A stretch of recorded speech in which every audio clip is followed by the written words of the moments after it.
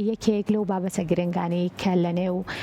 دنیای گۆرانی موزیکی کوردیا جێ خۆی کردوێتەوە ئەویش حەیرانە کە تایبەتە بە بەشێک لە ناوچەکانی هەرێمی کوردستان زۆر کار لەلایەن کەسانی هەم گۆرانی بێژ خۆیان یاخود کەسانی پسپۆڕ و شارەزاوە بیرلەوە کرێتەوە کە ئەم بابەتانە جارێکی تر بنووسرێنەوە بۆی لە فەوتان بپارێزێن و بتوان لە ڕێی توێی کتێبێکەوە جارێکی تر پێشکەش بە کتێبخانەی کوردی بکرێتەوە. لە ئێستا کتێبی کۆژانی حەیران پێشکەش بە نێو کتێبخانەی کوردی ئەکرێت.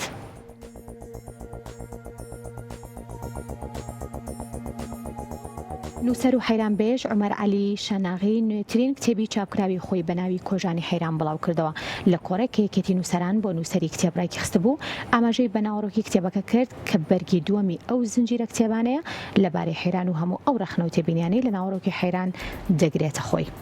ڕاشی گەیاند کتێبەکەی جیاواز لە بابەتی حەیران چەندین سوپاس و پێزانینی تێدا نووسراوە بۆ هەموو ئەوانی ڕۆڵیان لە خزمەتکردنیا هەبووە.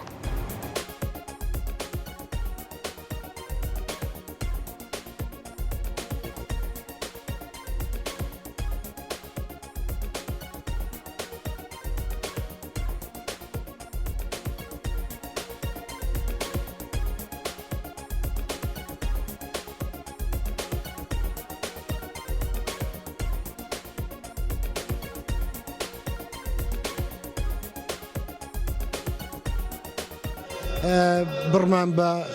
چیرۆک و شعر و پەخشان و ئەوانە بشێتن زاربار دەبی پڕدەینە ئەو لایەنانەی کە زیاتر زەماوەەر لە دەوری خۆی کۆ دەکاتەوە بە تایبەتی ئەدەبی ملی کە یەکێک لەوانە حەیران و لاوکە کە ئەمڕۆ یەکێک لە هەرە شارەزاکانی ئەو بوارەکە کاکەمەرد و غەرانیە هەم بە شارەزایەکەی خۆی لە بنەمای حەیران و پێکاتەی حەیران و جوگرافیای حەیران دەدوێ هەمیش چەند حەیرانبێژێکی بەتوانە دەتوانن بە پراکتیک حەیرانەکانی ئەو حەیرانی دیکەش بڵێنەوە ئەوەش بە بەشێک لە ئەرچ خۆمان دەزانین کە ئەدەب و هونەر بەیەکەوە ئاوێتەی یەکدی بکەین و بەیەکەوە ئەو جەماوەرە جوانەی کە لە دەوری فۆلکلۆر کۆبووەوە و فۆلکلۆری کۆکردوێتەوە ئەمڕۆکە بە پەرۆشەوە لێرە ئامادەی و خۆتان دەبینن جێگەی دانیشتنیش نەماوە ئەوە دەسەلمێنێ کە ئێمە توانیمانە لە هەموو بوارەکە نەسمی خۆمان تای بدەین کە ئەوە ژەشێکە لەو بوارە.